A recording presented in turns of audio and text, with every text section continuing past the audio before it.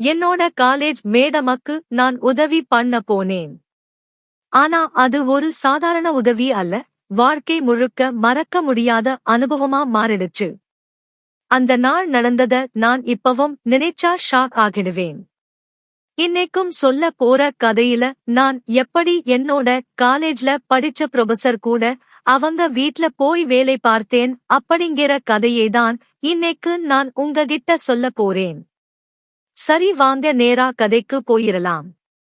நான் காலேஜ் படிச்சுக்கிட்டு இருக்கேன். என்னோட காலேஜ்ல ஒரு மேடம் இருக்காங்க.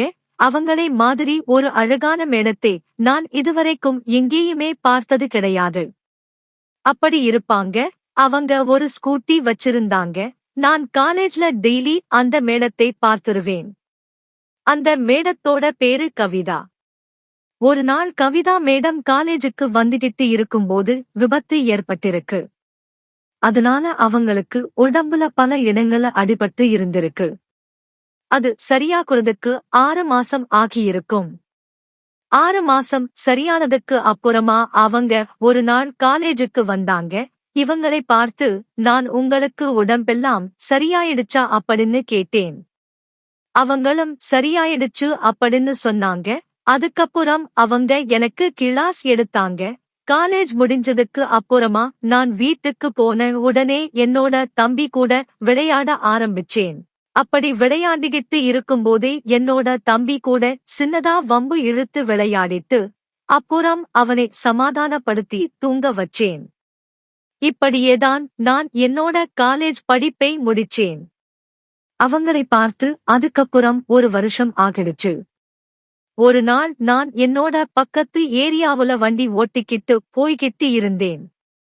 அங்க எனக்கு முன்னாடி ஒரு பெரிய சர்ப்ரைஸ் இருந்தது. கவிதா மேடம் அந்த பக்கமா நடந்து போய்கிட்டு இருந்தாங்க. நான் அவங்க முன்னாடி வண்டியை போய் நிறுத்தினேன். அவங்க கிட்ட சும்மா பேசிக்கிட்டே இருந்தேன். அவங்களும் என்னைய மறக்கல. என்ன மேடம் இந்த பக்கம் அப்படின்னு அவங்க கிட்ட கேட்டேன்.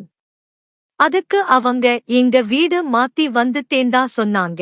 2 பேரும் பேசிட்டு கிளம்பும்போது, மேடம் நான் பக்கத்து ஏரியாவுல தான் இருக்கேன், ஏதாவது ஹெல்ப் வேணும்னா என்கிட்ட கேளுங்க அப்படின்னு சொல்லிட்டு என்னோட நம்பரை கவிதா மேடம் கிட்ட கொடுத்துட்டு வந்தேன். என்னோட வீட்டுக்கு வந்ததுமே என்னோட கூட பிறந்த தம்பியை கூப்பிட்டு கொஞ்ச நேரம் பேசிட்டு இருந்தேன். அப்புறம் அவங்க கிட்ட இருந்து எனக்கு ஒரு மெசேஜ் வந்தது. இந்த ஏரியாவுல கேபிள் டிவி காரங்க நம்பர் இருக்கா அப்படின்னு கேட்டாங்க. நான் உடனே அந்த நம்பரை ஷேர் பண்ணேன். வீட்ல வேற ஏதாவது பொருள் எடுத்து வைக்க வேண்டிய ஹெல்ப் வேணுமா அப்படின்னு கேட்டேன். அவங்க அதுக்கு அப்படி எதுவும் கிடையாது அப்படின்னு சொல்லிட்டாங்க. எனக்கு அது கொஞ்சம் வருத்தமா இருந்துச்சு.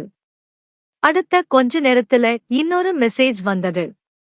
நாளைக்கு உனக்கு ஏதும் வேலை இல்லைனா மட்டும் கொஞ்சம் வீட்டுக்கு வாடா, சின்னதா ஒரு ஹெல்ப் வேணும் அப்படின்னு சொன்னாங்க. எனக்கு அந்த மெசேஜ் பார்த்த உடனே ரொம்ப சந்தோஷமா இருந்துச்சு. அடுத்த நாள் காலையிலேயே அவங்க வீட்டுக்கு போனேன். அவங்களை பார்க்க ரொம்பவே அழகா இருந்தாங்க. அவங்க வீட்ல சின்னதா வேலை இருந்துச்சு. அது எல்லாத்தையுமே முடிச்சேன். வேலை செய்யும்போது 2 பேரும் ஜாலியா பேசிக்கிட்டே இருந்தோம். வீட்டுக்கு வந்ததுக்கு அப்புறம் என்னோட கூடவே பிறந்த தம்பி கூட கொஞ்ச நேரம் பேசிட்டு விளையாடினேன். அடுத்த 1 வாரம் 2 பேரும் சாதாரணமா பேசிக்கிட்டு இருந்தோம். அவங்க கூட நான் பேசும்போது அவங்களோட கதையை என்கிட்ட சொன்னாங்க. அவங்க தனியாதான் இருக்கிறதாகவும், இங்க ஏதாவது வேலை கிடைக்குமான்னு வேலை தேடிக்கிட்டு இருக்கிறதாவும் என்கிட்ட சொன்னாங்க. அவங்க புருஷன் பெங்களூர்ல வேலை பார்க்கிறதா சொன்னாங்க. இப்படியே கொஞ்சம் நாட்கள் போய்கிட்டு இருக்கும்போதே எனக்கு ஒரு நாள் வாய்ப்பு கிடைச்சது. அது என்னன்னா, அவங்களோட பிறந்த நாள் வந்தது. அவங்களோட பிறந்த நாள் எனக்கு முதல்ல தெரியாது. அவங்க வாட்ஸ்அப் ஸ்டேட்டஸ்ல போட்டிருந்தாங்க. அதை பார்க்கும் போதுதான் எனக்கு தெரிஞ்சுச்சு. நான் மெசேஜ்ல மேடம் எனக்கு ட்ரீட் வைங்க அப்படின்னு சொன்னேன். பிறந்த நாள் நேத்தே முடிஞ்சிருச்சு, நேத்து நீ விஷ் பண்ணியா அப்படின்னு கேட்டாங்க. மேடம் எனக்கு தெரியாது அப்படின்னு சொன்னேன். சரினா, நாளைக்கு என்னோட வீட்டுக்கு வா, நான் உனக்கு ஏதாச்சும் சமைச்சு தரேன், எனக்கு நிறைய ஹெல்ப் பண்ணிருக்கேன் அப்படின்னு சொன்னாங்க. எனக்கு அதை கேட்ட உடனே ஒரே சந்தோஷமா இருந்தது. அடுத்த நாள் நான் அவங்க வீட்டுக்கு போனேன். நான் அவங்க வீட்டுக்கு போகும்போது ஒரு கேக் வாங்கிட்டு போயிருந்தேன். அது அவங்களுக்கு ரொம்பவே சர்ப்ரைஸா இருந்துச்சு. அதுக்கப்புறம் 2 பேருமே அந்த கேக்கை கேக் வெட்டினதுக்கு அப்புறமா எனக்கு ஒரு கேக் பீஸ் கொடுத்தாங்க. அந்த கேக்கை வைத்து பிறந்தநாள் கொண்டாட்டத்தை ஆரம்பித்தோம். உடனே டேய் என்னடா இப்படி எல்லாம் பண்ற பாரு, முகமெல்லாம் கேக் ஆயிடுச்சு அப்படின்னு சொன்னாங்க. அதுக்கப்புறம் அந்த கேக்கை வாஷ் பண்ணுறதுக்கு போய் கொஞ்ச நேரம் கழிச்சு முகத்தை கழுவிட்டு திரும்பி வந்தா. அப்புறம் 2 பேரும் பேசிக்கிட்டு இருந்தோம். நான் இப்படி பேசிக்கிட்டு இருக்கும்போது எனக்கு வேற பசி, சாப்பிடலாம்னு பாத்துக்கிட்டே இருந்தேன். அவங்க அதை பார்த்து டேய் என்னடா அப்படின்னு கேட்க, ஒன்னும் இல்லை அப்படின்னு சொன்னேன். அதுக்கப்புறம் அவங்க லைஃப் பத்தி பேச ஆரம்பிச்சோம். கல்யாண வாழ்க்கை எல்லாம் எப்படி போகுது அப்படின்னு கேட்டேன். அவளும் அவளோட வாழ்க்கையை பத்தி சொன்னாள். அதுக்கப்புறம் நான் அவகிட்ட என்ன மேடம் கல்யாணமாகி 1 வருஷம் ஆயிடுச்சே, எதுவும் நல்ல விஷயம் கிடையாதா அப்படின்னு அவகிட்ட கேட்டேன். உடனே அதுல எதுவுமே நடக்கவே நடக்காது போல அப்படின்னு என்கிட்ட சொன்னாள். என்ன ஆச்சு மேடம் அப்படின்னு கேட்டேன். ஏன் இப்படி சொல்றீங்க அப்படின்னு கேட்டதுக்கு அவளோட புருஷனை பத்தி சொல்ல ஆரம்பிச்சாள். என்னோட புருஷன் வேலைக்கு போயிட்டு திரும்ப வீட்டுக்கு வந்ததுக்கு அப்புறமா உடனே டயர்டா இருக்குன்னு தூங்குவான். எங்களுக்குள்ள புரிதல் சரியாக இல்லை. கணவன் மனைவி வாழ்க்கை சந்தோஷமா போகல அப்படின்னு சொன்னாள். இதை கேட்ட உடனே என்ன மேடம் இப்படி ஆயிடுச்சு அப்படின்னு அவகிட்ட சொன்னேன். உடனே ஆமாண்டா என்னோட வாழ்க்கையே அவ்வளவுதான் அப்படின்னு சொன்னாள்.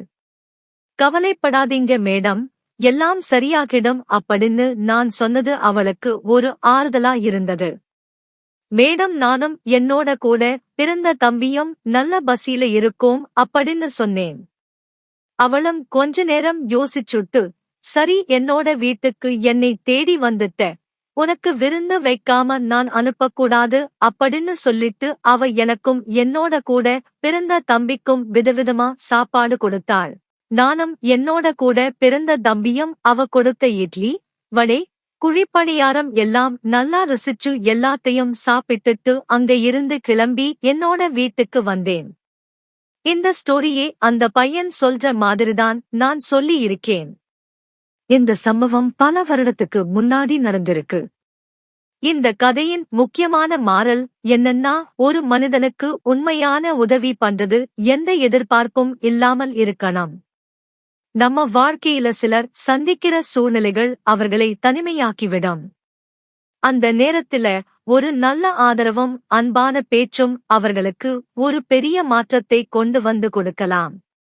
ஆனால் அதே நேரத்தில் எந்த உறவையும் தவறான புரிதலோ தவறான எதிர்பார்ப்போ இல்லாமல் தெளிவாகவும் மரியாதையுடனும் வைக்கணும்.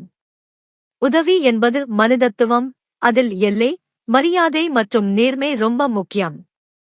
முற்று பெற்றது. எங்களின் கதைகள் உங்களுக்கு பிடித்திருந்தால் வீடியோவை லைக் செய்து உங்கள் நண்பர்களுக்கும் பகிர்ந்து எங்களை ஊக்குவியுங்கள். நம்ம சேனலை சப்ஸ்கிரைப் செய்ய மறக்காதீங்க.